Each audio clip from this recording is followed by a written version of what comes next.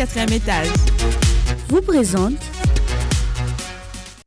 Fromage Tima apporte de la joie et de l'énergie pour toute la famille dans le JT. Tima est toujours là. Crée ton style avec Tio Sergio. Ny bijouterie Tio Sergio manolotra anao. Le centre de formation professionnelle immédiat et l'université immédiat Ambatondra Sangany vous présente le JT.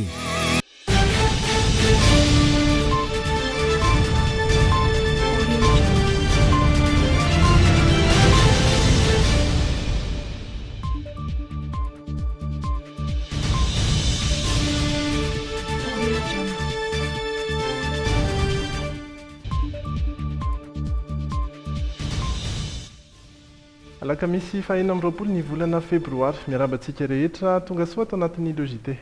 Miarabanao Reza Tahina dia miarabantsika mpanaraka ny fampahalalam-baovao rehetra eto amin'ny Dreaming. Ary dia ireto ny lohatenin'ireo miandry antsika ao an'ny androany.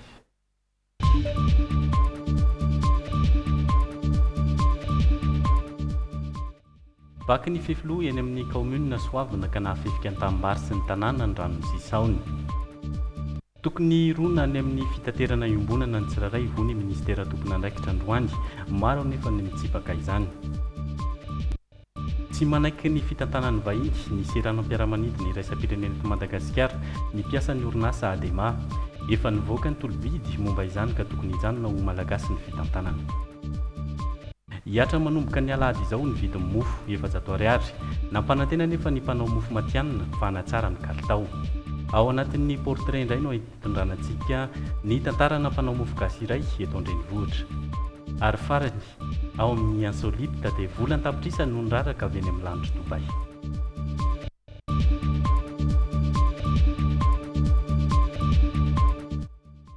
I Gottlieb no hitondra ny vahiny araka amintsika ao anatin'ny tapany faharoa ny tenako sy any anirina raha tsy mba zafy kosa no hanolotra anao ny actu.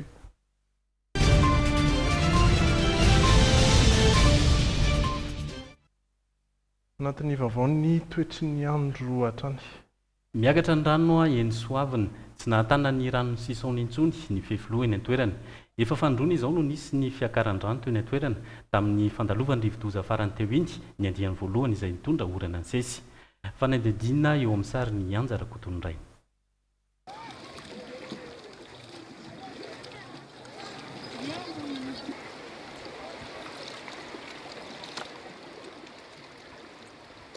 Rano be tahaka izao ny ety amin'ny fokotany Vailava ety amin'ny kaomunina Soavina Tsimondrano. Raha ny fanazavan'ity renim-pianakaviana ity dia tamin'ny maraina izy no nahatsikaritra ny fahavaka isan'ny fefilo sy ny fiakaran-drano ety amin'izy ireo. Voadidina rano tanteraka ny toerana misy azy. Fanapahan-kevitra niraisiny voalohany androany dia ny tsy nandeha fanjanany mianatra noho ny fatahorany ity rano be ity sady miakatra no mandeha mafy. Za mihitsy izany nanapa-kevitra satria izy efa difotra be dia mbola alefako any ihany ny zanako. Dia za mihitsy izany nanapa-kevitra tsisy mpianatra nandeha tsy mihitsy izany. Fefilo no iorenany trano reto fianakaviana ireto ary atahorana ho kahon'ny rano raha mitombo ny firotsaky ny orana. Raha ny fanazavana azo dia mahery ny 700 ny traboana ety amin'ity toerana ity ary avy amina fianakaviana 700. Raha ny androany dia ny famonjena ireo mponina aloha nataon'ireo tompon'andraikitra isan-tsokajiny dia ety an-toerana ary nitatitra azy ireo tamina toerana tsy tratran'ny rano. Ankoatra azy ireo dia misy ireo mpitondra lakana mponina ety an-toerana ihany manampy ireo mpiara-monina aminy miala amin'ny toerana misy rano. Ny olona tsy voaisa fa izay efa tamin'ny enina dia teo. Dia ohatrinona ny famehan'ny olona rehefa eto tsisy ihany fa izay fon'ny olona ihany mandeha fa izay tsy miteny hoe tsinona fa izay men'ny olona ihany ny aniny. Noho ny fabetsahan'ny rano sy ny tosika entiny dia misy amin'ireo fefilo sasany no misy lavaka amin'ny forona ankehitriny ary atahorana hafefika ny tanàna tsy mbola tratran'ny rano. Misy amin'ireo mponina ety malala-tanana sy fikambanana isan-karazany no nitambatra ary mividy hazo sy gony ary nitaona tany mba hanetsenana ireo lavaka amin'ny forona ireo tsy hiteraka voka-dratsy hafa. Mba hanetsenana n'ity zavatra ity zany mba tsy hampatonga le rano hivadika atao ambadika ato lasa trabona daholo indray le vailava anankiroa ireo zany. Dia mbola misy koa etsy amin'ny ilany etsy izay mbola tsy mety ho fefena amin'ireo boiron sy gony ary tany mena ireo. Izay aloha zany provisoire fa tena ezahana zany izay havita anazy fa tena mafy be le kohan'le rano araka izao hitantsika izao fa tena misaotisaoty daholo mihitsy. Efa tamin'ny maraina no tonga tetỳ an-toerana ny tompon'andraikitra vao amin'ny BNGRC ary io atoandro kosa no tonga dia ty ireo avy amin'ny antoko politika HVM nanatitra vary ho an'ireo tradoza ataon'izy ireo sakafo. 4 kilao isam-pianakaviana no anjaran'izy ireo. Anatin'izay vaovaony rano izay hatrany dia ny fanambarana avy amin'ny Apipa ho an'ny androany 4 ny volana febroary tamin'ny 3 ora hariva mahakasika indrindra ny renirano Ikopa dia eny anivon'ny Bevomanga no fantatra voalohany fa efa tratra ilay avon'ny renirano Ikopa izay tonga ny fanairana mavo amin'ny anivon'ny Bevomanga izay satria dia 4.2 metatra izy tamin'ny fandrefesana tamin'ny 3 ora hariva io raha ohatra ka 4 metatra no fanairana mavo raha tonga kosa ny avony eo amin'ny fa 4.20 metatra dia hiatra ihany koa ny fanairana mena zany hoe ny fanairana mavo dia efa miatra amin'izao fotoana izao eny anivon'ny Bevomanga eny anivon'ny Marotrefiny Anosato indray kosa raha ny izay fandrefesana tamin'ny 3 ora hariva izay ihany dia 2 metatra faingo 4.30 ny avony amin'izao fotoana ary hiatra kosa ny fanairana mavo rehefa tonga eo amin'ny avony 3 metatra ity renirano Ikopa ity. Ary raha ny fantatra moa dia mbola mitohy izay fiakaran'ny rano izay raha ny vinavina avy eny amin'ny Apipa. Fa anisan'ny niteraka resabe ihany koa ny fitarainan'ny mponina sy ireo trabona eny amin'ny faritra Ampefiloha. Ny fisorohana ny fanorenana trano tsy ara-dalàna sy ny fanajana ny lakan-drano ireo ny vahaolana maharitra ahafahana misoroka ny fiakaran'ny rano eny amin'ny faritra iva raha nambaran'ny minisitra ny rano androany. Anisan'ny mizaka ny fiakaran'ny rano izay ny fokotany Ampefiloha Ambodirano nijery ny zava-misy miaina amponina teny an-toerana imiaro sorojoravaka sy ianjara kotondraina. Amin'ny 7 sasany maraina, fotoana fakandrivotra ho an'ny mpianatry ny sekoly iray eto amin'ny fokotany Ampefiloha Ambodirano. Dibo-drano anefa ny tokotany sekoly sy ny tokotany mpiangonana nanomboka ny sabotsy lasa teo ka tsy misy azo ilalaovana akory. Noho izany, mivoaka ny efitrano fianarana mba hamonjy trano fivoahana fotsiny ihany ireto ankizy ireto dia miverina ao an-dakilasy indray avy. Sahirana be, feno-drano tokotany ilalaovana. Dia ahoana izany rehefa récréation zao inona fotsiny ataonareo? Mijorojoro fotsiny eny ambony lavarangana fa tsy tokotany ilalaovana. Ny eto amin'ny sekoly zany zao ny ankizy zany zao tonga daholo izy hianatra kanefa ny tokotany ilalaovana tsisy fa dia mijorojoro eny an-davaranga satria ny any an-trano tsy azo ipetrahana satria any an-trano zany na ny fandriana rehefa asiana biriky ohatra ny larina biriky 3 na 4 dia alohan'ny ankizy zany mandeha mianatra. Tsy ity sekoly ity ihany no mitondra takaitra noho ny fiakaran'ny rano ety an-toerana fa saika ny ankamaroan'ny tokantrano ato anatin'ny fokotany. Hatreny am-potopeny rano ary manginy fotsiny ny fiparitahan'ny maloto izay entin'ny rano eny amin'ny lalana. Vokatra izay rano miakatra izay ihany koa masaka mihitsy ny tongotry ny olona sasany. Le dalina tsy na zany ny olona eto aminay mahatonga le rano tombe be ohatr'izao. Tokony hovahana zany le dalina. Raha volana sy tapany zany rehefa tena ny karan-drano. Tamin'izay mbola azo lazaina loza manambana. Efa nandefa antso tamin'ny any Manjery zay. Dia natsoinako aloha ny député en 4e kanefa tsisy vahaolana. Tsisy vahaolana sady mbola tsy tonga dia ty mihitsy zany efa nisolotenany foana no alefany. Dia zany magaga. Fototry ny olana ka mahatonga ny fiakaran'ny rano ny fikatoanan'ny lakan-drano ety Ampefiloha Ambodirano nandritra ny fanamboaran-dalana tetỳ an-toerana taona vitsilazy zay. Vokany lasa miandrona ny rano fa tsy mikoriana makany amin'ny lakan-dranon'ny Apipa ka tonga hatrany an-tokantrano. Mba ahafana mikaroka izay mety ho vahaolana ary dia nijery fotony ny zava-misy tetỳ an-toerana ny solotena ny fitondram-panjakana androany maraina. Ny asa vonjimaika izay mety hanamavanana ny fiainan'ireto vahoaka difoka anaty rano ireto dia misy zany ireo motopompe maro izay ho tonga eto androany avy amin'ny filoham-pirenena, avy any amin'ny vadin'ny filoham-pirenena, avy any amin'ny nisy-mpanjakana ary koa avy etỳ amin'ny ministeran'ny rano.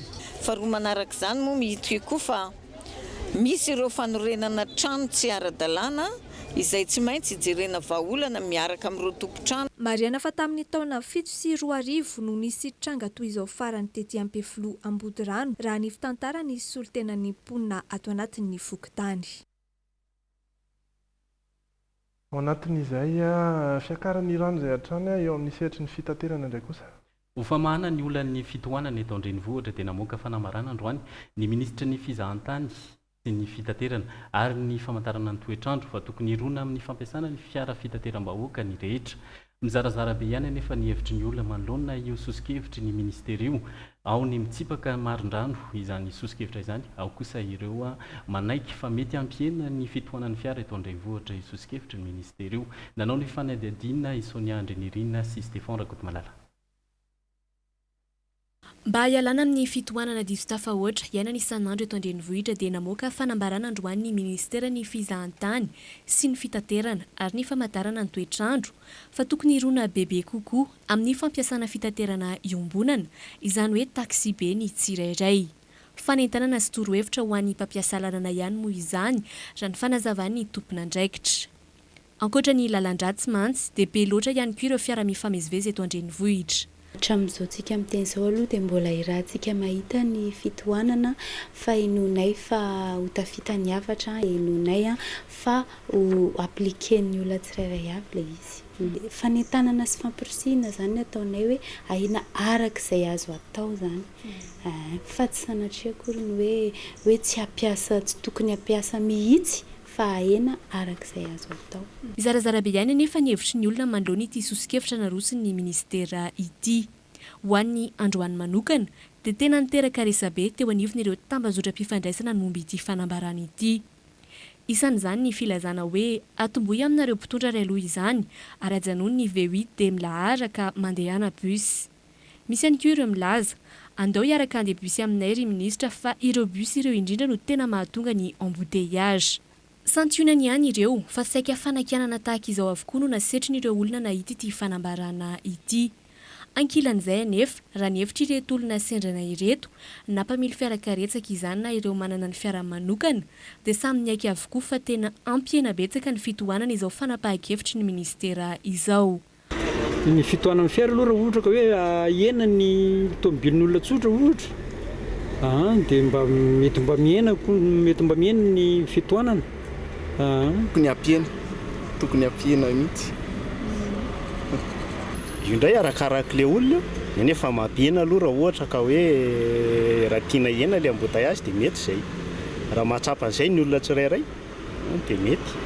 Mbola nanamafy ihany koa moa teo anivon'ny ministera ny fizahantany sy ny fitaterana ary ny famantarana ny toetrandro fa tsy tokony andray atendro ny olona satria ezaka ataon'ny tsirairay no ahafahana mamany olana mianjady amin'ny fiarahamonina ankehitriny. Ataoko angamba fa niezaka dia hiaraha-manao fa tsy afaka mandeha hila ary ny fanjakana dia tsy mijery afa-tsy ny tombontsoan'ny vahoaka. Raha matoa manosokevitra an'izay isika dia ny dikan'izay tombontsoa ho an'ny vahoaka. Antenena araka izany fa samy ianao izay anjara tandrify azy ny tsirairay mba ampianana ny fitohanana eto Andrenivohitra. Mahakasika hatrany ny fitaterana eny amin'ny seranam-piaramanidina indray kosa. Nivoaka tamin'ny fahanginana ireo mpiasan'ny ADEMA nanoloana ny fisian'ny antso tolobidy ho amin'ny fitantanana sy fanitarana ny seranam-piaramanidina eny Ivato sy any Nosbe. Tsy manaiky ny tantanany vahiny izany ireo mpiasa araka ny tatitra nataon'izy ireo tamin'ny mpanao gazety. Isan'ireo mpanao gazety nanatrika io tatitra nataon'ireo mpiasan'ny ADEMA ireo Andra Lalaina, Andriamasy sy Misa Razavinjatovo. Nampiakapeo ireto mpiasan'ny aéroport de Madagascar société anonyme marobe ireto fa natao tsinotsinona izy ireo sy mivoaka malagasy tamin'ny nanaovana ny antso ho an'ireo seranam-piaramanidina vonona hitantana sy hanitatra ny seranam-piaramanidina irespirena Ivato sy ny seranam-piaramanidina Nosbe. Ohatra ny natao maninginy izany raha ny filazan'izy ireo ary nivadika io fitantanana mihitsy raha toka fiara-miasa no nokatsahan'izy ireo hatranam-boalohany. Na izahay ato amin'ny ADEMA ny direction générale na siny ao anatin'ny conseil d'administration dia tsy mahalala ny fisinio appel la manifestation d'intérêt io raha tsy tamin'ny gazety iray sy teto-toerana tamin'ny 4 février. Raha pireneny izy ity tombotsoa pirenena tombotsoa malagasy ary tadidio fa volan'ny malagasy ny 74% miasa ato anatin'ity orinasa roa ambin'ny folo ity izay tantanin'ny aéroport de Madagascar seranam-piaramanidina. Toy ireo seranam-piaramanidina fito hafa maneran-tany izay ahitana ny sinoa, frantsay, algériana, italiana dia isan'ireo namaly ity antso ity ihany koa ny ADEMA SA satria amin'izy ireo dia tokony noho ny malagasy ihany no hitantana fanana malagasy sady ho fanohizana fombiazana efa azon'izy ireo tao anatin'ny 20 taona nisy ny ADEMA ary manao antso avo fanairana fanjakana izy ireo amin'izany. Aiza amin'ny malagasy amin'ny fitantanana ny aéroport satria malagasy dia mavita raha nandalo crise telontsika ny adema tsy mba hita hoe nandalo crise fa tafarina foana ary navita nanao fanatsarana. Manao antso avo zay a amin'ny andriamatoa filoham-pirenena amin'ireo fitondram-panjakana ireo a omeo anay a adema zay efa eo orinasa malagasy tantan'ny malagasy manana ny kekefa mikasika an'io a tsy manakana ary tsy manakana izahay a ny orinasa vahiny raha iarasa aminay raha ohatra ka tiana apetraka eto amin'ity fireneny ity a zany tena fampandrosoana seranam-piaramanidina zany a fampandrosoana ny faritra isam-paritra rehetrarehetra ireo a miara-miasa amin'ny vahiny zay a apetrao ary le tena partenariat izy fa oka kosa mban'ny malagasy no hitatana an'ilay orinasa saotra tompoko. Nateo azy ireo krizy maro mifandimby dia navita nampiodina ny seranam-piaramanidina hatrany ny adema esa ary navita namerina ireo vola notrosaina amin'ny fampandehanana izany. Ho azy ireo raha teo dia tsy tokony ho saratsarana ireo seranam-piaramanidina misy 12 ananan'ny Madagasikara ary vato sy nosy be no tena mamelona ireo seranam-piaramanidina 10 hafa. Manana vahaolana amin'ny fanjakana izy ireo noho izany. Ny fiangavianay dia mba ho tanterahany fanjakana sy ny ACM zany ny fangatana fampisondrotana ny redevance izay efa tsy nisondrotra intsony nandritra ny fotoana tamin'ny 2001 ngamba izy nisondrotra farany azo tsika eva 2015. Ka raha azo fampisondrotana ny redevance io dia mitombo zany ny capacité de financement ny ADEMA. Raha azo koa ny vola mandendeny an-tokotany iny dia mitombo koa ny vola ny ADEMA dia azo atao tsara ny mandinao tsikelikely avy amin'ny fond propre ny fampandrosoana ny fotodrafitrasa izay eritreretina ho atao. Azon'izy ireo antoka raha teo fa afaka nitanteraka ny asa ampiandreketina azy sady afaka nitanteraka ireo tetikasany toy ny fanotarina ireo seranam-piaramanidina ny adema esa raha toka mandonitrosany ny ary Madagasikara sy ireo kompania hafa ary ireo orinasa hafa any ivelany. Makasika ny fitaterana sy ny lalana trany any Mahajanga indray kosa. Nanomboka androany ny fanamboarana ny lalankely ao Mahajanga ao. Io asa io dia tafiditra ao anatin'ny fampanantenana nataon'ny filoham-pirenena tamin'ny fandalovany farany tany Mahajanga. Nanatrika io fanombohan'ny asa io Itately Vandriama sy Sambatra Désiré Enrico.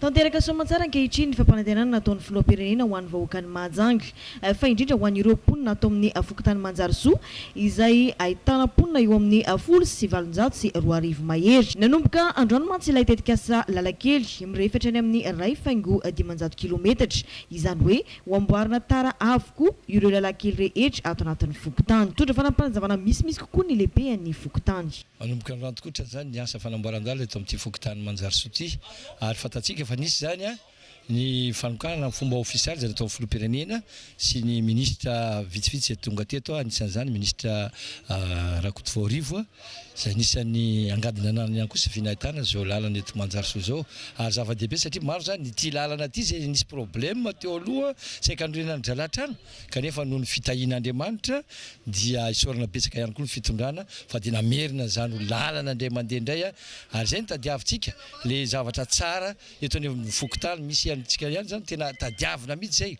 Maro zany fanombohana ny asa ireo assainissement ny canal sy ny sisa zay atomboka amin'ity zao voalohany zao efa tena any amin'ny faraparany ihany zany efa any amin'ny ray volana maherika vao tena manomboka ny tena fanamboaran-dalana to. Fokotany 420 no mandrafitra ny distrika ny Mahajanga voalohany. Ny tato amin'ny fokotany Manjarisoa no nisatarana ny tetikasa na tsy aro faly ary ho afa-pahisahiranana ny mponina. Tena falifaly be mihitsy fa amboarin' zareo le lalana. Mety hitondra inona ho anareo aty amin'ny fokotany? Mety hitondra fandrosoana dia mba tsy sahirana zany ny vahoaka zany e. Dia tena mahafinaritra mihitsy ary dia makasitraka izay eto amin'ny fokotany. Mety hitondra inona ho anareo ato amin'ny fokotany? Tena mitondra fahasoavana ngeza-be eo aminay mihitsy ilay izy. Ny orinasa Kolasy no mandray an-tanana ny asa rehetra. Raha ny nambara dia ho atao ara-dalàna avokoa ireo lalana. Iray volana sy tapany no faharetany fanamboarana raha toa tsy misy ny olana. Verina eto Antananarivo indray koa sika vokatry ny fiparitahan'ny fako sy ny loto dia tsentsina avokoa ireo lakan-drano izay tokony ivarianany rano eny Antomadinika Atsimo. Hany ka lasa miaina anatin'ny loto tanteraka ireo mponina. Ankoatra io dia nambaran'ireo mponina ihany koa fa efa tamin'ny volana Desambra 2024 farany teo no tonga nakafako farany tety an-toerana ny komina Antananarivo.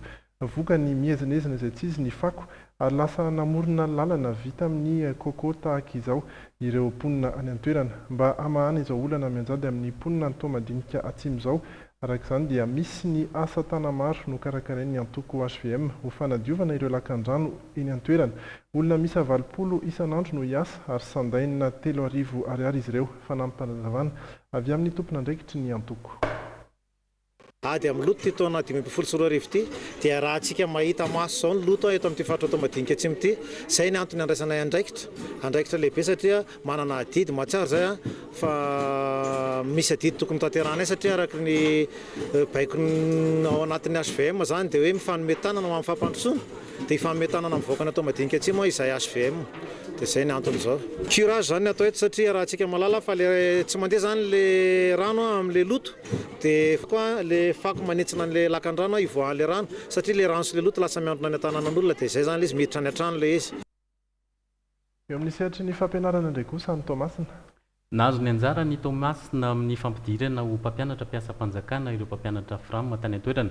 Nisy ny fanolorana azy ireo androany fifanarahana arak'asa izay natao tany Tomasina. Nanatrika izany i Benjara Albera sy Dino Be Anjara. Tsy diso anjara fa nahazo ny anjarany tamin'ny fampidirana ho mpiasa-panjakana ireo mpampianatra FRAM, nampanantenain'ny fanjakana ihany koa ny teto amin'ny faritra Atsinanana. Teto amin'ny lapan'ny tanànan'ny Tomasina moa no nanatokisana azy ity ary tao anatin'ny hafaliana tokoa no nandraisan'ireo 5 sy 900 ny anada sy nanaovan'izy ireo soni ny fifanarahan-kasa na ny contrat de travail izay fifanarahana mandritra ny 1 taona moa amin'izao voalohany izao. Azo ambara fa nahazo tombony ny teto amin'ny faritra Atsinanana raha mitaha amin'ny faritra hafa satria araka ny nambaran'ny DREN faritra Atsinanana dia iampy 70 amin'ny herinandro io ireo 5 sy 900 ireo izay efa fantatra avokoa moa ny toerana anendrena azy ireo izay aparitaka manerana ireo distrika 7 ato anatin'ny faritra Atsinanana. Efa fantatra daholo ny ankamaroany afa-tsy le 160 le surprise resako teo izay manomboka amin'ny latsinainy izay anao commission manokana anao le lieu d'affectation io zany dia mitsinjara ao anatin'ny distrika 7 Tomasina 1, Tomasina 2, Bricaville, Vatomandry, Mahanoro, Manaposy, Marango. Tsy sanaka ny hafa tena mitovy io samy manana 87. Azo ambara ho zava-dehibe tokoa ny fisiny izao fandraisan'ny fanjakana an-tanana ny fampidirana ho mpiasa-panjakana toy izao indrindra ny ankamaroany ireo izay vao nahazo fifanarahan-kasa ireo dia mpampianatra FRAM efa taonany maro avokoa.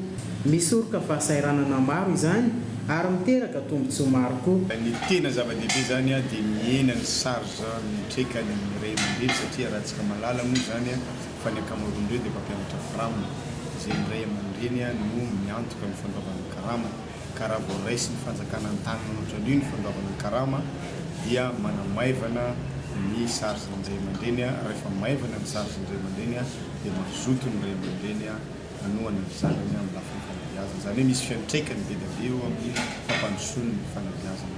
Arak'izany dia tsy nanafina ny fihetseham-pony sy ny hafaliany amin'izao nahavoaray azy ho mpiasa-panjakana izao ireto vao avy notolorana fifanarahan-kasa ireto. Manao ana zao ny fihetseham-po tao aoriana amin'ny fahazonan'ilay contrat? Tena faly dia faly mihitsy izao fa satria efa ela no mizalina tao anatin'ny mpampianatra FRAM dia misy kinivintana zany zao nijereny zareo fanjakana reo dia solona ny zareo indrindra. Ianao zao efa firinana nanao mpampianatra FRAM? Efa nandritra ny 20 taona zao tao anatin'ny mpampianatra FRAM. Inona zany zao no hitanao hoe zavatra ampiavaka avy hatrany le hoe mpampianatra FRAM sy mpampianatra nahazo contrat ara-panjakana ohatr'izao? Ny mampiavaka azy indrindra moa zany dia ny amin'ny mary karama ny fandraisana karama isam-bolana. Eo amin'ny sehatry ny tsena indray kosa dia anao mafisin'ireo matianina miasa eny anivon'ny fanamboarana mofo ny fiakaran'ny vidin'ny mofo dipaina amin'ny alahady izao 700 ariary. Nampanantena ny ampiakatra ny lanjan'ny mofo sy ny kalitaony anefa ireo matianina amin'ity sehatra ity ny lazany anamarina ireo voalaza ny mpanao mofo ireo ny mpiaro ny zon'ny mpanjifa androany fa nandedina eo amin'ny sarin'ny anjara kotondrainy. Tsy azo hidivirana intsony ny fampiakarana ny vidin'ny mofo raha nambarany fikambanana mpanao mofo matianina mivondrona ao amin'ny ABP. tamin'ny taona 4 niakatra farany ny vidin'ny mofo teto amintsika izay vidiny amin'izao fotoana. Tamin'ny taona 4 ihany ny vidin'ny lafarinina dia niodidina teo amin'ny 5,000 ariary. Amin'izao fotoana izao anefa dia efa tafakatra ray hetsy ariary ny vidin'ny lafarinina ray lasaka. Tsy ho fiakaran'ny lafarinina io ihany anefa no antony fampiakarana fa misy andanin'izay ireo aba isan-karazany. Alaina amin'ireo mpanao mofo matianina raha fanazavana izy ireo. Manampitrotraka izay ny fiakaran'ny vidin'ny solika izay tsy azo ialana fa ilaina izy ireo amin'ny asany. Hiatra manomboka ny alahady izao ny vidin'ny mofo vaovao 700 ariary. Fa tena nirinay dia hoe atao 500 fa ministère du commerce zany nalenanelana amin'izay sy mpiaro zony mpanjifa hoe alaminy zay tokony azo atao zany dia nangataka mpiaro zony mpanjifa hoe ataovo 700 ariary fa azo atao 500 fa noho le crise zao crise zao amin'ny conjoncture actuelle amin'ny firenena zany. Efa tafiditra tanteraka amin'ireo sakafo fihinan'ny malagasy ny mofo raha fanazavandreo matianina. Porofon'izany dia mandany 10 hetsy mofo isan'andro ny mponiny eto Antananarivo. Nampanantena nefa ny ABP fa na miakatra aza ny vidin'ny mofo dia hitombo ny habeny lasa 500 grama ny lanjany ary hatsara ny kalitaony. Ny qualité amin'ny mofo ty zao izy le mofona 1005 300 ariary fa izahana zany ary tena hoatsaraina ny kalitaony le mofo 2000 francs na 700 ariary. Na ny alavana zany mahazo alavana ny amin'ny 24 ny angezana ihany koa anisan'ny nezahana ihany koa zany ny alibeny mba ahafapo an'le mpanjifa. Azo antoka zany ny atsara sy ny kalitao an'le mofo fa tena ho tsara mendrika le vidiny 700 ariary. Raha ny fanazavan'ny mpiaro-ny zony mpanjifa dia anara-maso ny kalitaon'ny mofo izy ireo manomboka izao. Ilaina raha fanazavan'izy ireo ny fanamarinana ireo fampanantenana nataon'ireo mpanao mofo mba tsy ahafofitaka amin'ny mpanjifa. Isan'ny nofinofy sy fanirin'ny mpanjifa ny hidinan'ny vidin'ny mofo saingy hatramin'izao aloha dia tsy hidina mihitsy ny vidin'ny mofo raha ny fanazavany avy amin'ny ABP raha tsy misy ny fepetra maro raisin'ny fanjakana tahaka ny fanafoanana ny aba sy ny hetra mianjady amin'izy ireo. Eo amin'ny sehatra sosialy hiatrany. Miara-miasa tanteraka amin'ireo fiarahamonim-pirenena ny ministera mponina ary mbola maneho ny fahavinoany ampivoatra ny sosialim-bahoaka. Nangataka ny tokony hijerena akaiky ireo mitonona ho fiarahamonim-pirenena ihany koa ny vondron'ny société civile en action raha nitsidika ny ministera mponina androany fa na dia adina iarahana amin'ny Jerry Edouard sy Kasambola manana. Kiambanana miaro ny zony mpanjifa, mitsinjo ireo zonkiolona ary koa mitsinjo ireo ravatrano sy ny esorona tamin'ny tsy ara-drariny. Izy ireo no anisan'ireo fikambanana 270 tonga nitsidika ny ministeran'ny mponina. Nisy ny fampiresana manokana teo amin'ny rotonta ahafahana manampy ireo tsy anasa ao anatin'ny tetikasa findramonina any ambanivohitra na ilay exode urbain. Nandritra fionano ihany koa no nampahafantarana ministera ny fisian'ireo andian'olona mitonona fiarahamonim-pirenena ka mangataka famatsimbola eny amin'ny ministera. Raha amin'ny ankapobeny zany dia tsihatra ara-tsosialy rehetra dia tokony atao anatin'ny ambaniilatra ministera. Nangataka ihany koa moa zany zahay hoe mba tokony jerevana amin'ny membre de cabinet ny ministera toitony reny le olona efa fanirasira foana vahoaka mba hatsara ny fomba fiasa napetraka izay fagatana zay hoe fanirinay mba hisy zay zavatra zay. Nanome tokony ministera fa vonona ny hanome tanana amin'ny société civile en action ary nangataka drafitrasa mazava mba hanatanterana ny drafitrasa mpampandrosoana hanasoavana ny vahoaka madinika toy ilay tetikasa findramonina any ambanivohitra. Mandray anjara feno tokoa amin'io ny ministeran'ny mponina.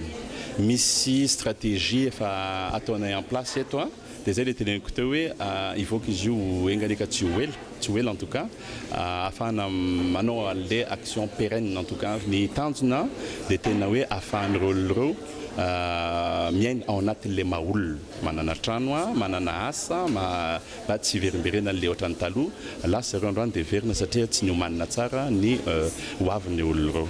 Maroso ny tetikasan'ny société civile en action ary amafisiny izany amin'ny alalan'ny fiara-miasa akaiky amin'ny ministeran'ny mponina. Fantara kosa fa anisan'ireo toloran'ny firenena mikambana amin'ny alalan'ny Haut Commissariat des droits de l'homme mari-pakasitrahana ny fikambanana hafary malagasy no ity tetikasa exode urbain ity hatrany. Fa nitsidika ny ministre mpanjakana Rive Rakotovao kosa ny masivony États-Unis eto amintsika Robert Yamate ary dia tany nivoaka tamin'izany fiaonana izany fa tsy maintsy ho averina indray ny Millennium Challenge Account fandarana asa amerikana izay nanampy tamin'ny fanatanterahana tetikasa fanavaozana ny fananantany. Ankoatr'izay dia voaresaka ihany koa ny toetra raha-pirenena nanamafy ny masivo amerikana fa manohana ny fampiavana pirenena ary mirary ny avy tanjany hatramin'ny farany. Nakasitrahany araka izany ny dingana efa vita ny firenena amin'ny fanatotosana ny fampiavanam-pirenena hatreto. Naneo ny fankasitrahan'ny fitondrana Amerikana kosa ny minisy-mpanjakana tamin'ny nanendrena indray ambasador hiasa eto amintsika. Fa vaovao hafa mikasika ny varotra rongony indray dia vehivavy iray manodidina ny 17 taona no voasambotry ny polisy miady amin'ny zava-mahadomelina ka teny an-trano teny Anosy be izy no sarona. Ireo olona teo amin'ny manodidina no nanome vaovao ny polisy ka nahafahana sambotra ity ireny mpianakaviana ity. Mbola nahatratrarana rongony rarany milanja 520 kilao tao aminy nandritra ny fotoana ny samborana azy. Fantatra fa avy any Osy ireo rongony noentina teto an-drenivohitra ka navidiana 3 hetsy ariary. Miparitaka izay tsy izy ny zava-mahadomelina na dia eo aza niezaka taon'ireo mpitandro ny filaminana maminavinana sy anatanteraka hetsika goavana izy ireo amingorana ny fanondranana zava-mahadomelina eto amintsika. Inany koa no entsika iampita amin'ny vaovao avy any ivelany. Tsy ken'ireo Indonesiana nitsindra taon'ireo firenena vahiny amin'ny tsy tokony ampiarana ny fanamelohana ho faty ireo teratany vahiny any Indonezia. Australiana 2 ary Frantsay iray no isan'ireo voaheloka ho faty ka tokony hotifirina atoato any Indonezia. Nanao itsika fanoherana momba ny tsy fanekena ny fitsabahana Australia amin'ny raharaha any Indonezia ireto olona ireto. Teo anoloan'ny masovo Australiana ny Jakarta, renivohitra Indonesiana no nanaovana izy ireo ity hetsika ity. Australiana 2 voarodroy amin'ny raharaha fivarotana zava-mahadomelina tany an-toerana izay efa nomelohiny ny fitsarana ho faty no fototry ity fitakiana ity. Tokony atoato ny fitifirana azy ireo nefa ny Prime Ministre Australiana dia nanao izay ho afany aminy tsy hamonoana ireo teratany Australiana 2 ireo. Omaly no niresaka an-tariby tamin'ny filoha Indonesiana ny Prime Ministre Australiana ary nambarany fa azony ny mpitondra ny Indonezia ny tian'ny Australia atao. Na izany aza nefa dia tsy mbola nirefitra amin'ny tokony ampiarana ny lalàna velona ny Indonezia ny filoha ny an-toerana hatramin'izao. Tsy mbola nisy raha teo ny fanakanan'ny filoha Indonesiana ny famonoana ireo voaheloka ho faty noho ny raharaha varotra rongony any an-toerana hatramin'ny natongavany teo amin'ny fitondrana tamin'ny taondasa. Notifirina avokoa ireo voaheloka hatr'izay na vahiny na teratany. Ankoatra ireo Australiana ireo dia Frantsay iray no isan'ny voaheloka ho faty any Indonezia amin'izao fotoana noho ny raharaha fivarotana zava-mahadomelina. Isan'ny firenena manana lalàna mafy indrindra eran-tany amin'ny fanondranana sy varotra zava-mahadomelina i Indonezia. Raha ny fandinihan'ireo avy amin'ny firenena vahiny aloha dia tsy ilefitra ny filoha Indonesiana na eo aza nitsindry avy amin'ireo firenena ny avian'ireo olona voapanga sy voaheloka ho faty ireo. Ny vahoaka Indonesiana raha teo tsy manaiky ny tsy ampiarana ny lalàna amin'ireo teratany vahiny. Ho avy eo ny vahintsika vilavitra ao anatin'ny tapany faharoa iresaka ihany koa sika ny portrait sy ny insolite ary ny fanatanjahantena ao riny tokambarotra. Dia misaotra antsika rehetra mbola miaraka aminay atao anatin'ny logité miditra ny tapany faharoa isika araka ny nambara teo anatin'ny tapany faharoa ity dia vahiny somary avy lavidavitra indray no iaraka amintsika raisitsika izy anatin'ny masolavitra mivadika.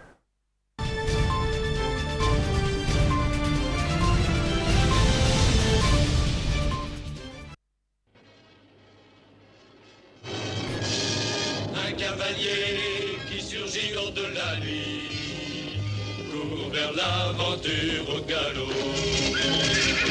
Son nom, il le signe à la pointe de l'épée, d'un Z qui veut dire Zorro.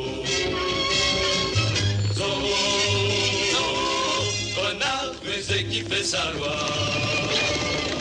Zorro, Zorro, vainqueur, tu l'es à chaque fois. Zorro.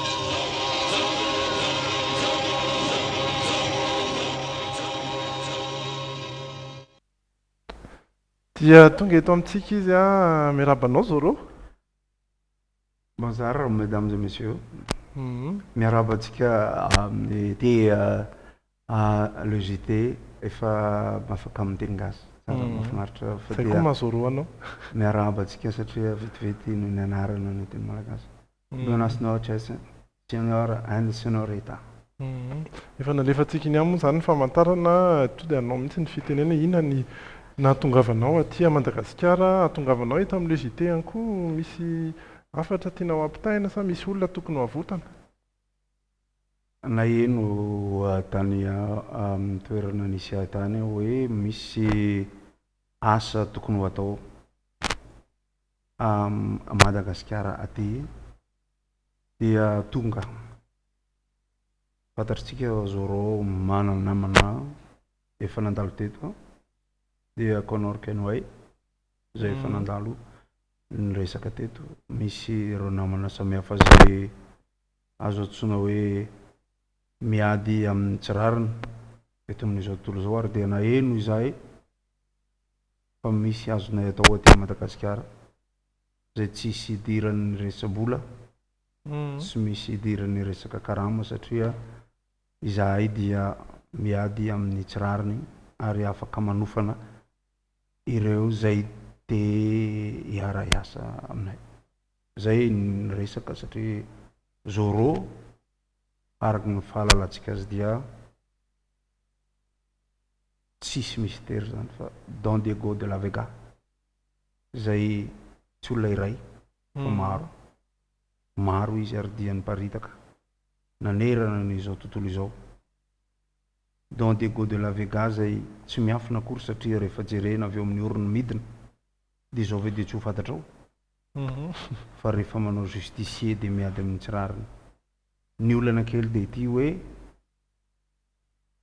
sy tafiditra teny am-poro ny soavaly dia tsy tafiditra teny am-poro ny Caravasy satria nangatahana reo frais de douane Enjanabe noho izany amin'izao dia mbola mitady soavaly ka tsy 2 chevaux tsy 3 chevaux tsy soavaly vy fa le soavaly haiko mitaingina ireny hoentiko mitety an'ity Madagasikara ity amin'izay tsirariny rehetra. Mialatsiny amin'ny professeur filohan'ny pirenena taloha Zafy Albert zay manao ny zaida ihany koa fa tsy mbola tena mifandray ny justice tadiaviny sy ny ataonay. Don Diego de la Vega ny tantara dia lasa Zoro satria te hiady amin'ny tsirariny justicier masqué. Ny épée anao tsisy olana tafiditra soamantsara tsy dia ny épée dia tsorona fa zavatra namboarina teto tsy napiditra ninina avy any izahay. Ny fotony bois de rose, ny vatany katrafay ary ny lohany fantsika novidina tamin'ny Kankairi teto Antananarivo. Mona ny olona manampia tsy ahafahany mitantara amin'ny tompon'andraikitra hoe sao lazainy fa fitsaram-bahoaka satria vahoaka ihany rehefa tafapetraka eto Madagasikara. Ary ny sergent Garcia zay matavy amin'ny tsirariny, ny sergent Garcia zay manangona ny tsy azy ary ny sergent Garcia zay ilazan'ny olona tamiko hoe tongava aty ianao fa misy adidinao aty eo hitantsika zay anaovana azy otrobaratsika amin'ity ny kibony hitobaka hivoaka avy ao ny menaka tsirariny nampatavy azy ary Bernardo zay namako io dia le tsy miteny io ka itsika rehetra zany rehefa mahita dia mino I believe, je crois que quand les Malgaches opprimés vont voir le JT, tout le monde va chanter Zoro est arrivé. Ye, ho an'izay mety tsy mahafantatra an'izay hira izay misy fahatsiahivana kely ihany angamba hiaraka hira an'izay tsika rehefa kelikely eo tsika miara-mira ny Zoro est arrivé ary manantena fiovana zany izahay amin'izao fahatongavanao izao. Maromaro ihany ny olana mety tokony hovahana. Tsy izaho rery no ho avy mampanantena antsika rehetra izay mijery fa ho avy daholo ny justicier amin'ny Expendables amin'ny film rehetra misy satria tsapanay izahay justicier internationaux zay efa miara-miasa amin'ny Banque mondiale sy ny FMI amin'izao satria tamin'ireny sarimihetsika taloha reny dia samy nandenanao ny justice ny tany amin'ny fireneny fa amin'izao kosa dia misy ny financement international zay manome volana ihany satria amin'izao fotoana izao Rambo dia lasa any Syrie, Jackie Chan dia lasa any Indonésie ary Zoro satria efa milamina ny any Amerika sy ny any Meksika aloha taoriana ny kidnapping tany Meksika dia Zoro est arrivé à Madagascar. Ie rehefa aveo sika hira mbola resaka ny olana hafa mitranga eto amin'ny firenena ihany sika fa andeha ary aloha anaraka portrait.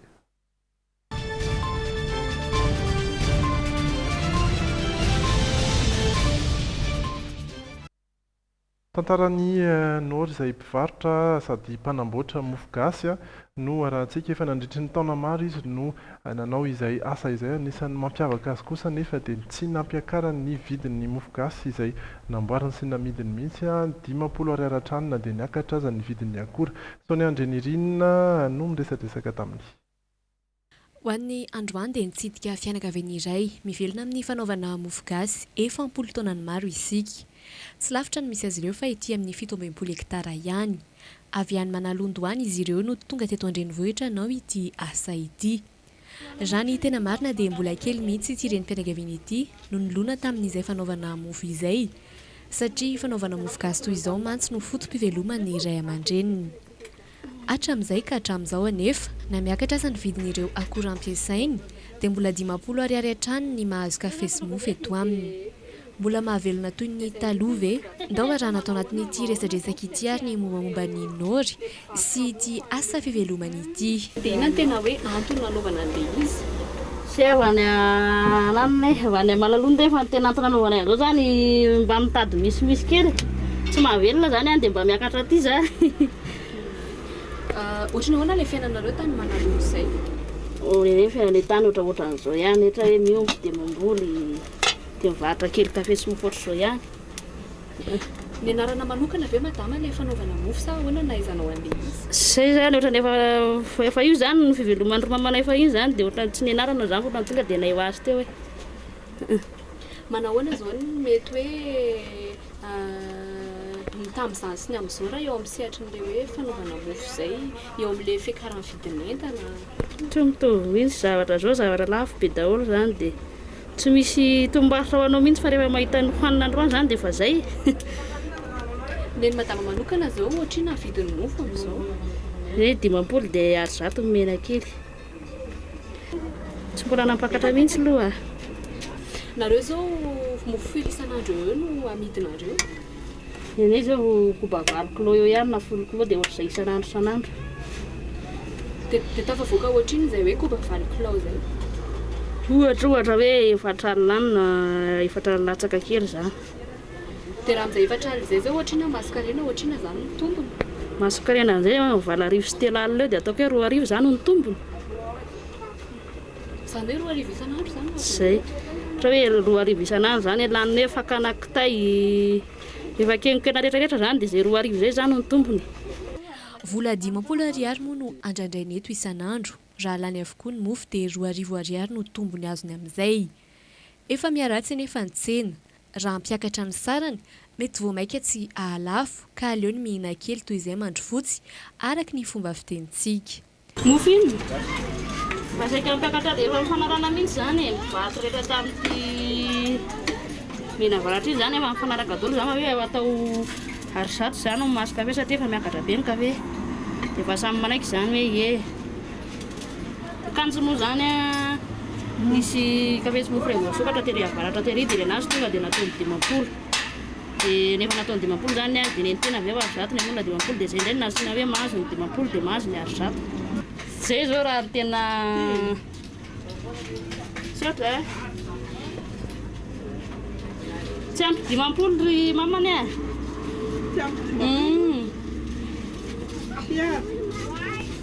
Io anaty dia mety 500. Zay zao raha hoe ny tena raha tena hoe sitrapon'Andriamanitra zany mety miandry mpianatra vakansa fotsiny zany dia hiala ety. Fa tsy hoe hiala andeha ho an'ny Malalonda fa andeha hifindra eny Amerisetoste zany zay. 720 taona izao i Nord ary mianadahy ny zanany. Ankoatra ny fivarotana mofogasy dia manao asa hafa ny vadiny mba hamelona ny banky ato an-tokantranon'izy ireo. Mofogasy tena sakafo gasy arak'izay anaran'izay. Efa nihinana ve ianao? Fa nisy fotoana nihinanana sa? Tsy mbola nihinana. Vao tonga je viens d'arriver. J'étais dans le même avion que Nana Mouskouri. Elle ne m'a pas reconnu, pourtant c'est connu dans les années 60. Et quand j'ai dit je suis Zorro, elle a failli mourir. Heureusement qu'elle est encore très forte. Elle fait la même chose que moi. C'est la justice. Elle fait la justice pour les enfants, l'argent, pas de cachet. Et puis elle mange plus beaucoup à 80 ans. Ouais. Moi, j'ai gardé mon âge. Ça, je vais manger de ces mofo gasy. Ihinana reny heniko. Heniko. Tena manome torohevitra izay mihinana fa anisan'ny tsara izy ireny. Sady mba mihinana ny hoe sakafo gasy tonga eto Madagasikara ihany. Soavaly ilaiko aloha zao, soavaly hoentina mihazakazaka ho anareo rehetra izay matsapa fa misy zavatra tsy mety. Misy zavatra tsy mety eny amin'ny 67, misy zavatra tsy lasa any amin'ny Mahafasa, misy olona mirombo any amin'ny Manalalondo, misy dahalo any amin'izay tsy mandalo dia raha arivo avy fa mila soavaly. Misy nanolotra EMR amin'ny tokam-pivavahana, nisy nanolotra 4x4 avy amin'ny fanjakana, nisy nanolotra 4L ny vahoaka. Zoro tsy manana permis. Comment je vais faire pour y aller? Soavaly ihany ny haiko. Kazy manome soavaly ahy dia omeko valisoa. Misy maromaro ny soavaly eto, mino fa azo tsoely ianao iresaka kely ny vavavy any ivelany indray aloha tsika ao anatin'ny insolite.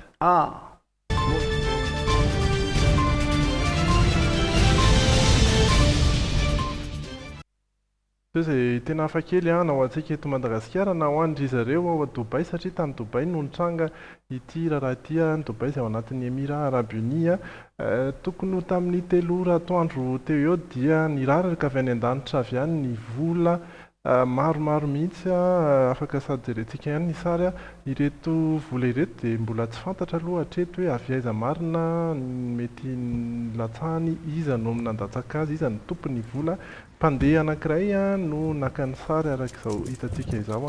Maromaro ny tanaty fiarakodia moa izy ary dia maromaro ny tahaka azy nitondra fiarakodia ary dia nijanona vao nahita an'ireto vola miraradraraka ireto ary dia mazava ho azy nivoaka dia nitsipona ny vola tahaka ireto olona maro be hita ireto. Raha ho azy ireo trano may no nahatonga an'izay satria dia nisy tokoa ny trano lehibe izay may mbola tsy vitan'zareo moa hoe tena izay tokoa ve ny fifandraisany fa raha ny hita izany dia vola be satria 500 dirham ny lela vola iray, izany hoe anisan'ny vola lehibe dia lehibe ho an'ny Dubai raha avadika vola malagasy 500 dirham izay dia 400 ariary, izany hoe 2 millions de francs ny ilany iray fotsiny amin'ireny vola miraraka ireny.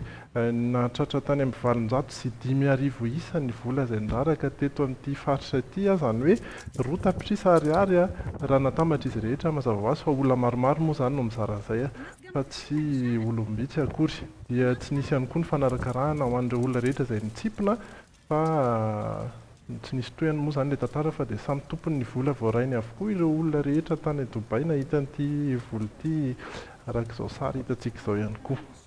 Somary nampiato kely ny fifamoivozana fotsiny izy ity teto amin'ity faritra ity na izany raha tsy nisy akory ny korotana hoe ny fandrombahana ilay vola fa azo atao hoe ny lamina ihany ny faritra. Asa na hisy ohatran'izay. Je pense que ça vient de la grande maison là Leny rehetra ny semaine misy vola nipetraka tao mbola tsy nisy nirodana, mbola misy ny fandaminana amin'ny may mitsofin'ny rivotra ny raraka ny volan'ny Dubai. Feno ny tanàna. Ny mino fa raha eto Madagasikara zao dia betsaka mihitsy manofinofy erovinany mba hisy vola miraraka avy any an-danitra. Ary ny justice malagasy mila miresaka kely amin'ny zoro ny fandaminana azy satria ny vola hitantsika teo afahantsika manaraka ny vaovao ara-politika hoe ny mpanao politika Madagasikara tsy miady fa Dubai akelika ihany. Marina izany. Resaka fanatanjahantena indray isika, tsy resaka soavaly fa fanatanjahantena hafa.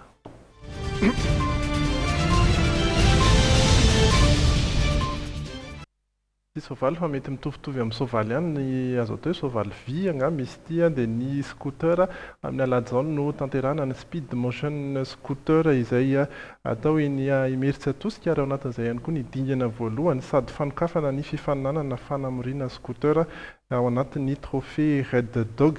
Hiavaka tsy toy ny mahazatra nefa izy ity araka izao hitanterany Andry Lalena Andriamasy sy Voara Rabenahy izao. manodidina ny 70 eo hatreto ireo efa tonga ny soratra anarana mba andray anjara amin'ireo fananana open sy championnat amin'ity fananana speed motion scooter izay atao eny amin'ny circuit Mertsiatosika ny alahady avy izao ity. Izy ndreo mbola tafiditra fanenina amin'izany ireo kalaza toa Andrikaikona na Fabrice izay tomponaka Madagasikara Sokajobe sy Guillaume tomponaka Madagasikara ihany koa ary Gama, Maivana sy Valala ary ireo maro hafa.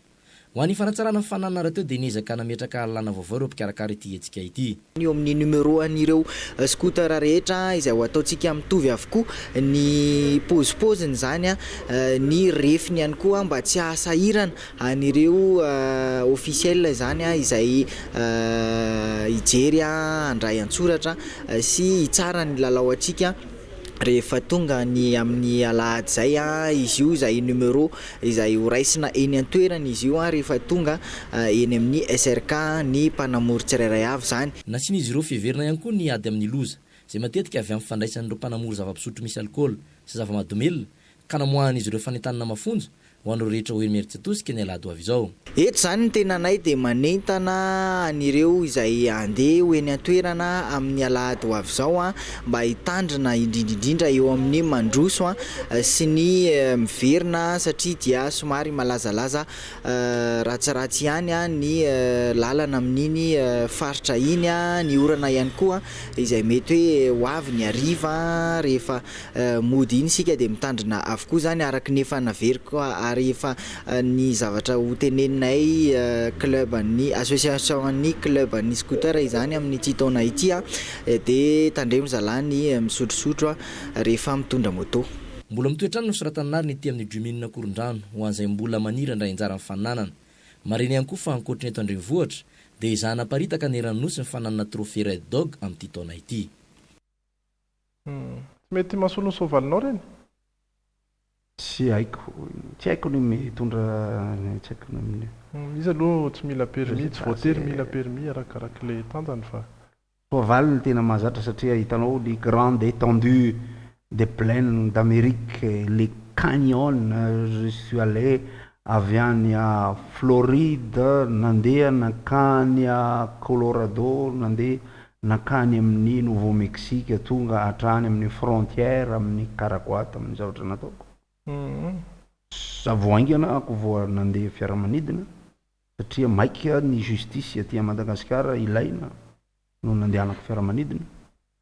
Fa ny soavaliko efa nalefa sambo mialoha, soavaly mainty anankiray dia Jolie Jean-Père izay nindramiko tamin'ny Luc nakatia satria ilaina zany ary rano templan izay nindramiko koa satria tsy manana lika moa izy oro.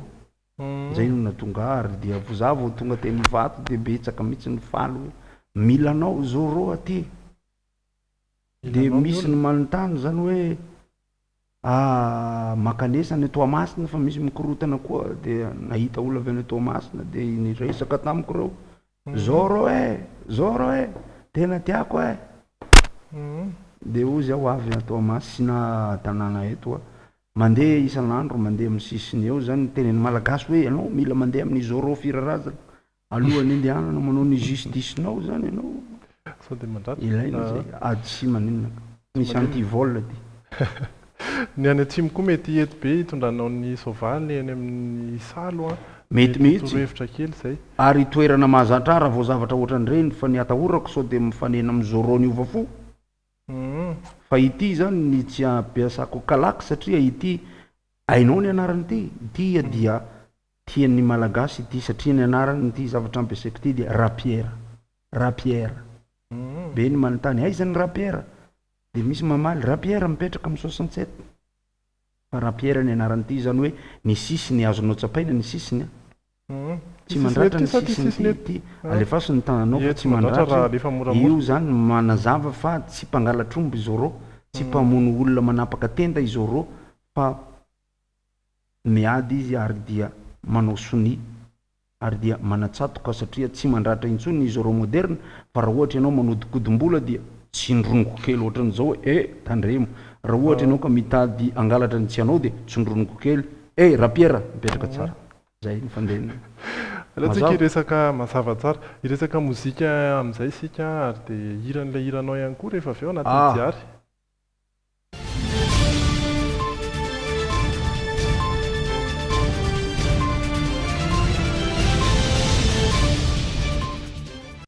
fa mialohan'ilay hiranao aloha dia ny mozika malagasy no resantsika anisan'ny tarika iray izay mitrandraka ny filalaovana aponga.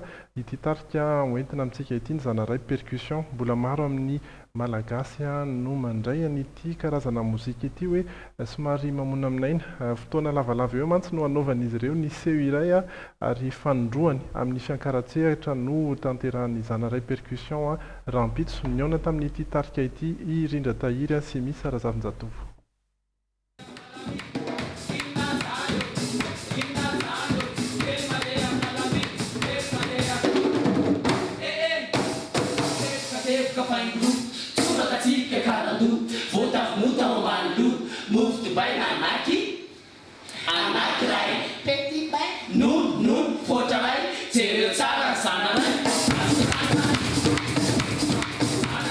Hatramin'ny taona roa sy arivo ny fironan-tarika dia nezany Zanaray nasongadina hatrany fa tsy ny hira gasy araka nafatarana azy ihany no azo lalaovina amin'ny aponga.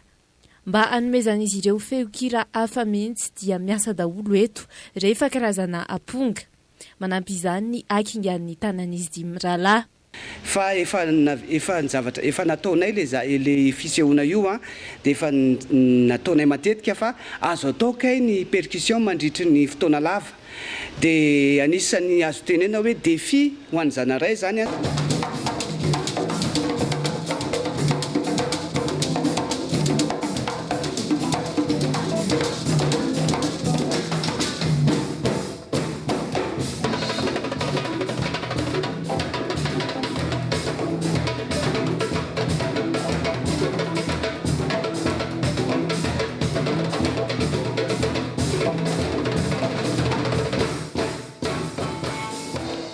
na dia tsy dia mahasarika malagasy aza ny fanohanana ny filalaovana aponga dia efa imbetsaka ny tarika noho nivoaka tany ivelany nanolotra seho. Ny Zanaray rahateo manana ny teknika manokana isarian'ireo mpakafy sy ny sofiny. Io mihitsy ny anentanana hoe tongava mijery dia hitanareo ohatrany ahoana ny aponga rehefa miresaka satria izy io manko miresaka ohatrany ahoana izy rehefa miresaka ary tsy mamona aminaina.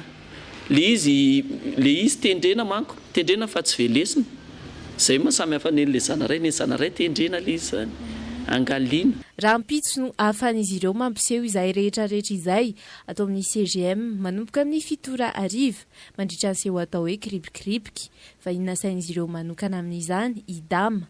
Misy zavatra ny hirany zany iarahanay manao dia misy hiranay iarahana aminazy koa zany dia mifameno eo zay dia milalao eo zay miaraka amin'ny aponga sy ny gitarany sokobe koa zany dia Sanana fisiavanana miavoaka ny dadantono samy manao izay nanana ilay be tapianjontono bokaramena rô masakila troto vazaro maramila ragasy.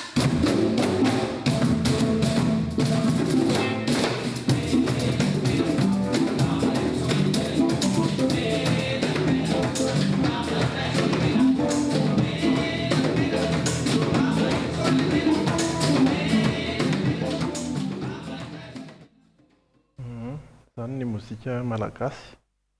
Na iza ny resaka aponga dia hoentina miantso ny fanahy tamin'ny toerana nandalovan'ny Zoro le justicier dia misy fotoana miona amin'ny Peau Rouge, misy fotoana miona amin'ireo tribu Amazone, misy fotoana miona amin'ireo trappeur tamin'ny toerana any Canada rehefa miantso ny fanahy mba hampiakatra n'izany fanahy izany yaona amin'Andriamanitra. Aponga no velesina ary ny zavatra navarina anankiray tany amin'ny faritra Utah dia reo Peau Rouge mively aponga dia misy vorona marobe tonga mipetraka eo akaiky eo zany hoe ny amponga fa tsy misy mozika na acorde na mozika rivotra na misioka afaka manao an'izay fa ny amponga no afaka manao an'izay zavatra efa hitan'ny Zoro tamin'ny toerana nalehany rehetra. Misaotra no mitondra ny vaovao ihany mino fa dia tianao zany reny aponga hitantsika teo reny ny mozika misy hira ray izay kosa fahatarana ihany ny tsy tena mozika ofisialy izy ity nefa ohatrany mahafinaritra ny rehetra. Izy io dia tamin'izako nanomboka nanao justicier dia misy olona nanao comique hoe Zoro n'est pas sérieux tamin'izay mantsy misy hoe tany Amerika moderne dia nisy any Spiderman ary Zorro lasa tavela taria akaiky ny faritry Nouveau Mexique taorina ny fotoana ny alan'ny resaka esclavage. Ndrasa jerentsika kely sombony zay zao ohatra amty chanson humoristique.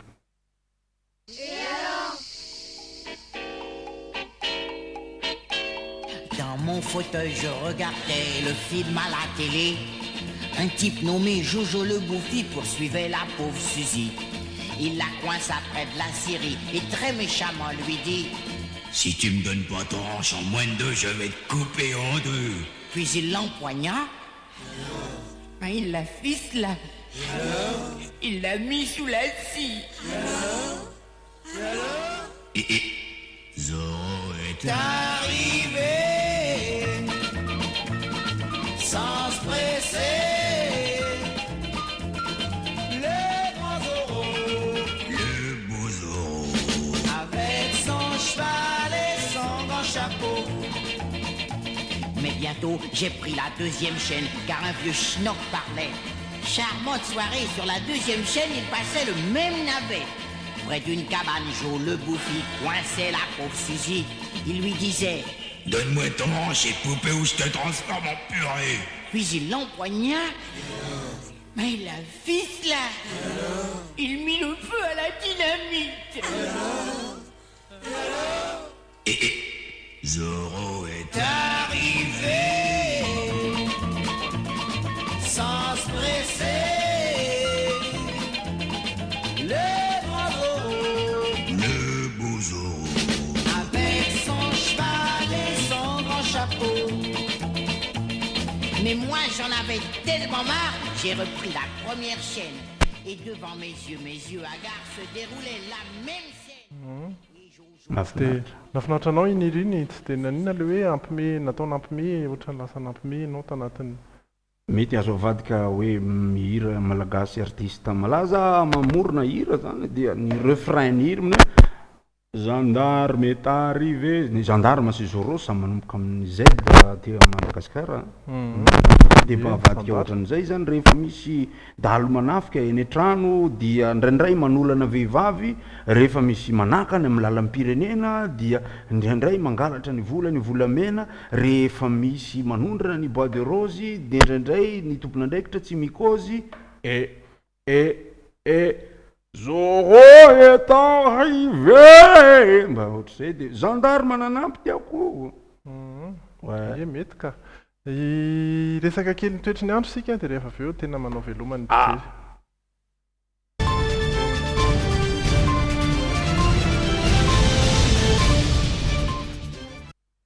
Ny eto Madagasikara aloha zany amin'izao fotoana izao dia ao anatin'ny fotoam-pahavaratra hatrany isika hatramin'ny volana aprily moa io araky ny efa anambarany teo anivon'ny météo. Ny eto Antananarivo zany arak'izao hitantsika izao dia mitohy ny orana ho an'ny anioalina amin'ny 12 ka hatramin'ny 2 ora maraina izay oran'izay aloha ho an'ny anioalina. Ho an'ny Rampitso indray kosa dia saiky tsy tapitapy eny ny orana manomboka ny amin'ny 10 ora maraina hiverina amin'ny 3 ora hariva ary dia hiato kely hiverina indray amin'ny 10 ora alina any ho any oram-baratra mihitsy ho an'Antananarivo. Ho an'Antsirabe ihany koa dia tahak'izay ihany koa misy ny orana ho an'ny anioalina manomboka amin'ny 12 ora alina eo indray kosa izay ho anareo any Antsirabe. Ny rahona ho an'ny Rampitso maraina dia vao maraina ny rahona ary balika ihany masoandro saingy manomboka amin'ny 12 ora dia mety hisy ny orana ifandimindimby ao mandra-pahalin'ny andro. Any Fianarantsoa tahak'izay ihany koa ny amin'ny anioalina rahona amin'izao fotoana saingy ho avy ny orana amin'ny 2 ora maraina. Tontolo andron'ny Rampitso vao maraina ihany no tsy misy ny orana manomboka amin'ny 10 ora dia ho avy ihany koa ny orana ho anareo any Fianarantsoa any. Any Taolagnaro amin'izao fotoana dia misy ny orana saingy tsy dia haritra izany tokony hisava ihany lanitra aorian'ny misasakalina. Ho an'ny Rampitso vao maraina dia mazava ihany koa ny lanitra ibalika ny masoandro. Ny amin'ny 10 ora nomboka ho avy ny orana ho anareo any Taolagnaro dia mitovitovy ihany koa amin'ny faritra rehetra efa hitantsika teo. Ny Tomasina izay misy ny orana amin'izao fotoana dia ito ny orana mandra-parain'ny andro, ny maripana araka izao hitantsika izao dia mbola mafana na izany aza. Ny rahampitso tontolon'ny andro ny maraina be ihany koa dia ibalika kely ny masoandro saingy tsy aritra ihany koa manomboka amin'ny 6 ora dia ho avy ny orana saiky tontolon'ny andro mihitsy dia ny aorian'izay any Mahajanga no jerentsika izay tsara dia tsara ny andro any anio alina ary tokony ahita mivolana ianareo tahak'izay ihany koa rahampitso maraina ibalika ny masoandro manomboka ny hariva kosa no isy ny orana malefaka fotsiny ihany ho any Antsiranana. Mazava ihany koa ny lanitra ho anareo any Antsiranana any anio alina tokony ahita volana ihany koa ianareo.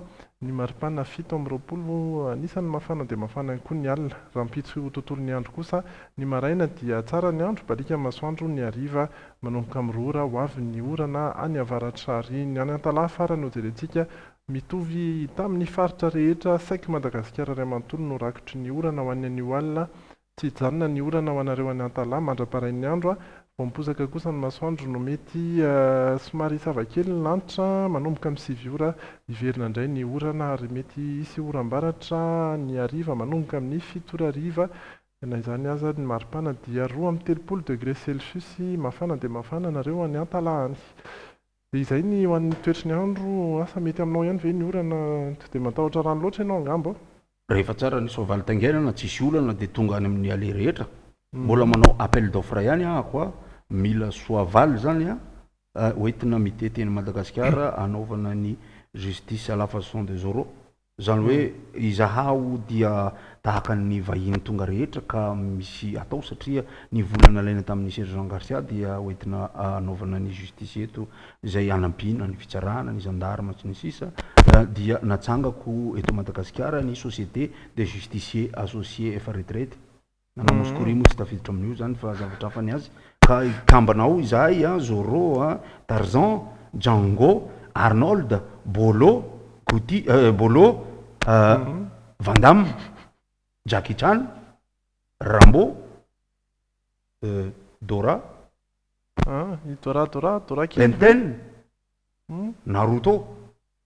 Dia izahay ireo zany dia mbola tsy manana birao fa misy ny contact ahafahanareo zay mila justicier. Ny numéro dia azadino fa misy 04 dia omeko ny numéro ho raisinareo na tsy raisinareo 033 09 580 005 hita inefatra numéro vao mety ary dia izay no ahafahanareo micontact anay raha misy justice tsy mety ihany ka dia apetraka ny veloma aminareo. Gracias muchachos, adelante hombre. Ya dia misaotra anao Zorro tonga teto jusqu'à l'infini et fa diso androso aloha diso zany diso zany je suis Z comme Zorro do tsy mirehitra ny écran je suis Zorro, Zorro ny fitahina, Zorro ny fahasoavana ry Zorro ny rarina. Ho an'izay tsy naharain'ny lehilahy Ratarby moa dia aty amin'ny Drimina ihany afaka mitondra ny anaran'ny laharana teo dia misaotra anao Zorro niaraka taminay ary misaotra antsika rehetra ihany koa niaraka taminay hatramin'ny farany rahampitso indray sika rehetra mihaona raha mety misy izay dakely rahampitso raha tsy ho an'izay tsy endry tsara raha hatramin'ny rahampitso amin'izao fitsidia Zorro zao. Veloma tompoko.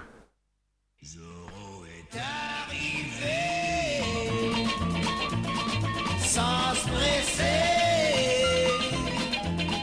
le grand Zorro, le beau Zorro, avec son cheval et son grand chapeau. Mais moi j'en avais tellement marre, j'ai repris la première chaîne et devant mes yeux, Istec Supreme Center, Rue Box 501, 4e étage, vous présente Crée ton style avec Tio Sergio. Ni bijouterie Tio Sergio, manolotra. Fromage Tima apporte de la joie et de l'énergie pour toute la famille dans le JT. Tima est toujours là. Le centre de formation professionnelle immédiat et l'université immédiat en Batum Sangan vous ont présenté le JT.